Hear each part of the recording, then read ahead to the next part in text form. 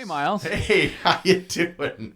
Hey. So you went to a country that you won't name with an organization you won't reveal, and yet you wrote a book about it? Why? In Mark 5:19, Jesus said, "Go home to your people and report to them what great things the Lord has done for you and how he had mercy on you." God did great things. He had mercy on me, and I'm home, so I'm reporting back. And I'm the kind of person that learns from a story. So I think if you give people a story, they can learn together. What does learning together look like for you? If a missionary came when I was a kid, they could speak for the whole service. They'd show some slides, tell a few stories that would inspire us to pray, and then we'd pray. But we'd always pray for the people group, not so much for the missionaries, because we'd never hear about the personal difficulties they faced, except for maybe food poisoning and tarantulas. That was then. Now, to no fault of their own, missionaries have to condense their speaking so they can share a verse, a quick story, and pitch a vision, all in 10 minutes.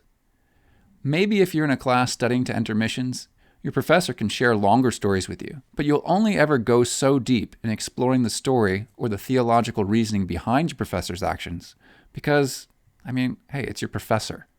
Are you going to challenge your professor's decisions with your classmates looking on? No, probably not.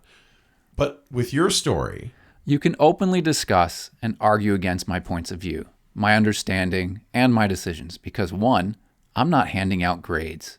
2, I wasn't professionally trained in missions, so if you disagree with me, you're not challenging the establishment. And 3, I'm no threat.